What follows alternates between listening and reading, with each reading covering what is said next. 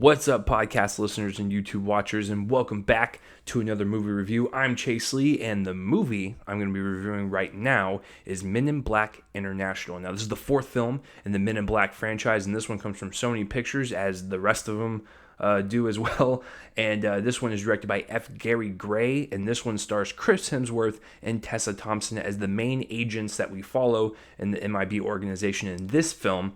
And the main plot is that there's a mole in the MIB organization, and they have to figure out who it is, while also having this B storyline of making sure this little jewel does not get in the hands of the wrong person because it can cause worldwide destruction. So there's a lot going on, and my brief history with this franchise is that I love the first one. The second one is very forgettable, and I actually like the third one quite a bit. So it's a film franchise that I've grown up on, because I think the first one came out when I was like 6 or 7. I forgot which year, but it's a film franchise that consistently brings the laughs, the thrills, the fun, and just makes it a very relaxing type of adventure that you just kind of sit there, just relax, take in. You don't have to think too hard. It's just just enjoy it, man. Just enjoy this little fun ride that this movie has put together for you. So, and then watching the trailer for Men in Black International,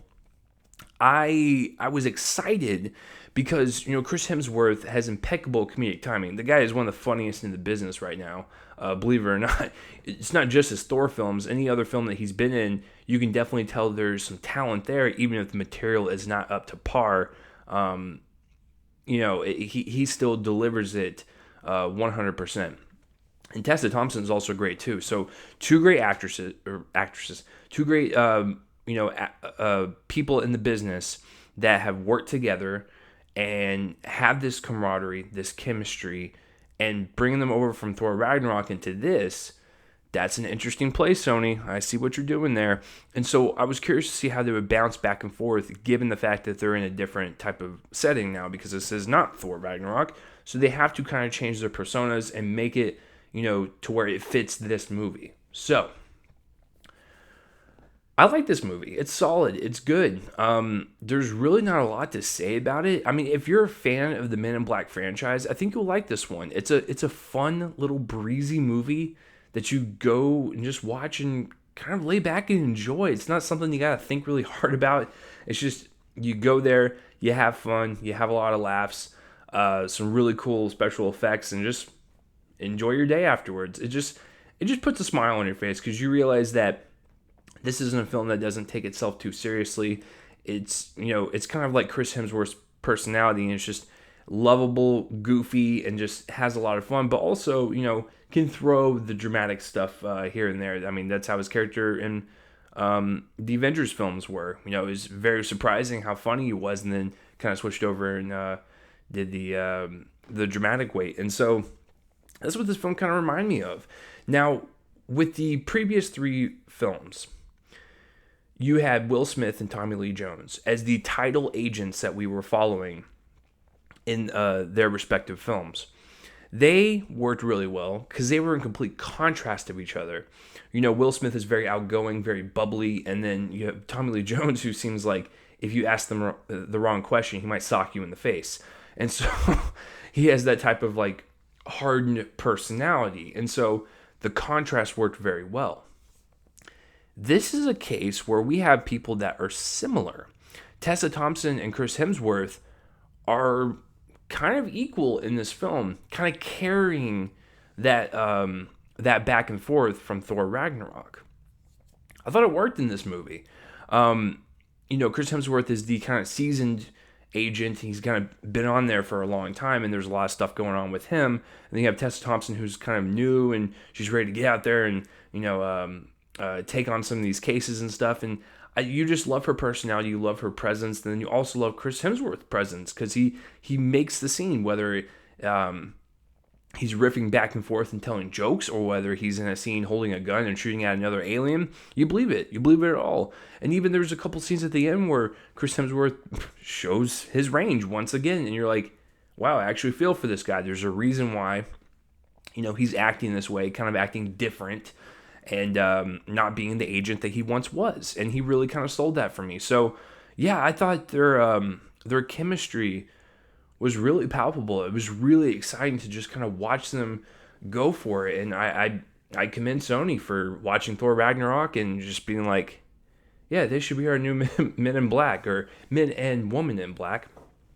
And so, yeah, they were fantastic together. I absolutely liked it quite a bit. A couple things that I didn't really care for too much, but it's not really something that hinders my grade. It's just something, it's just kind of there that is very noticeable. One is Tessa Thompson's character and how she gets into MIB. She has to go through a training process, right? And it takes weeks to do this. They kind of breeze through that. They breeze through her training. I would have loved to seen her training, whether it be interrogating aliens, or doing her combat moves, or handling some of the weaponry. I would have loved to have seen that, but they kind of bypassed all that, and that would have been nice, because she basically gets there. She's Emma Thompson's character is like, well, you go through a probationary period, and then next scene she's already in her suit. And so I would have loved to have seen that. And then two, the villain itself, whether it be the mole in the MIB organization, which is very, you can call it from a mile away. It's not anything surprising. That doesn't bother me. It's either, that or the B storyline with the kind of arms dealer that they're kind of going after. All of it, like the climaxes of the film, felt very underwhelming, where it was like once they got to the points that they were trying to get, it just felt like, oh, okay, I mean, cool, I'll buy it, but it's not anything that was like super exciting. It was just kind of like, it happened and then it was gone, and you were just like, oh, the credits are about to roll. This is okay, all right, so we're done now. So I thought the kind of undercooked villains, if you will, and then of course Tessa Thompson's like beginning where she's training, I thought those were kind of a little bit of a misfire on this film. Doesn't really affect my grade, but I just wanted to bring that up. And speaking of story, I think it's a pretty fine story. It moves along with a nice pace. I think F. Gary Gray has a very good sense of what this world is about, and applying the science fiction, the comedy, and the action, and just kind of blending it all together into this like fun concoction of a thrill ride. And I thought he did well for the most part directing that. And then of course, like I said, the story itself, it's not anything that's mind blowing. It's just like, it's very straightforward. And this movie relies heavily on Hemsworth and Thompson and how they deliver their dialogue, their chemistry, the actions in the scene. I thought they did a great enough job to where even if everything else around them was awful, it would have made it a passable movie. So I commend them for that. But F. Gary Gray, I think, did a pretty good job as the director of this film, and really getting a sense of what this universe is all about. As far as the other performers, because I talk about Hemsworth and Thompson quite a bit, Kumail Nanjiani, he plays Pani, the little green alien that you've been seeing in all the advertisements, and he eventually becomes a part of Hemsworth and Thompson, and he's funny. It's Kumail. I mean, like, if you've never seen Silicon Valley or any other comedies that he's ever been in, the guy also has impeccable comedic timing. A lot of his lines felt really just kind of natural and organic, and I can definitely tell there was some improv thrown in there, but he was really fun and enjoyable to watch every time when he was speaking or interacting with both of them. He fit the scenes quite nicely. Rebecca Ferguson is in this movie. I didn't know she was in the movie until she popped up. I was like, huh, okay then. She's whatever. You can just kind of just sweep her under the rug, because you will forget that she's in this movie as soon as you walk out of the theater. So she's in the movie as the villain. Yeah, sure.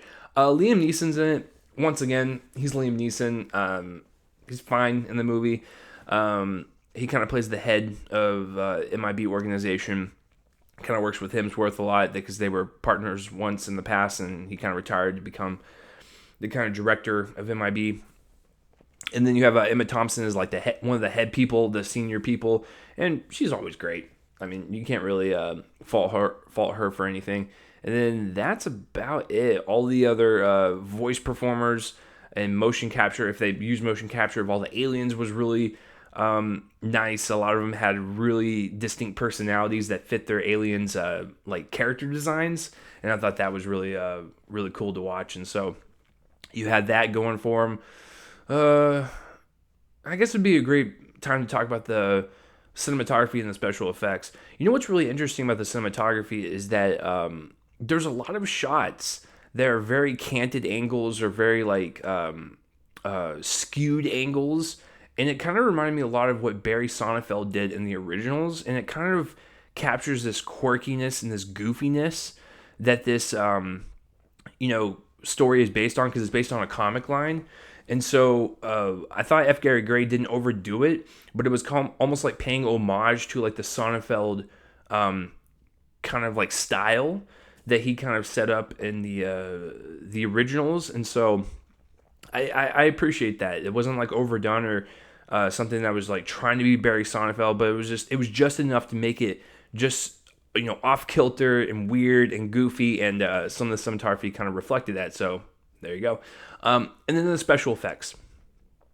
I thought for the most part they were actually quite good. It's really hard to blend animated objects in live action settings, and I thought for the most part I believed all of what I was seeing, whether it be in the MIB headquarters and you see the aliens kind of running around, or you see Rebecca Ferguson's henchman who was an alien walking around, or there's a gangster they talked to early on. He was cool, and I think it all had to do with the performer too, because it kind of talked like Jabba the Hutt, except a little bit more intelligent. It was really such an interesting voice, but yeah, I thought the special effects were actually quite good. Sony sometimes has a history of making very lazy decisions and poor decisions with their animated movies and animation and live action. It's just, I like the fact that people cared a little bit more of this project, but the animation was quite good and just adds that extra flavor to this universe, because if you don't have your aliens working, then this is just a story that's set on Earth that has like some weird looking creatures, and it's not believable whatsoever. So I do appreciate that. So overall, guys, a fun time at the movies. Even with my little nitpicks, it doesn't really bother me. It's the type of film that you go to, you sit down, you just enjoy, you walk out, you feel good about yourself, you go enjoy your day. So I'm going to give Men in Black International a B. It's solid. I like it. It's not anything that's going to make my top 10 of the year, or if I'm even going to remember it by next week. But I think in the moment, I said to myself, hey, I like that. That was fun. So what did you guys think of Men in Black International, or have you even heard of it? Let me know all your thoughts down below, and of course what you thought of the original trilogy, and all that stuff. So I am Chase Lee, and tune in next time for whatever I review next. I will see you guys later.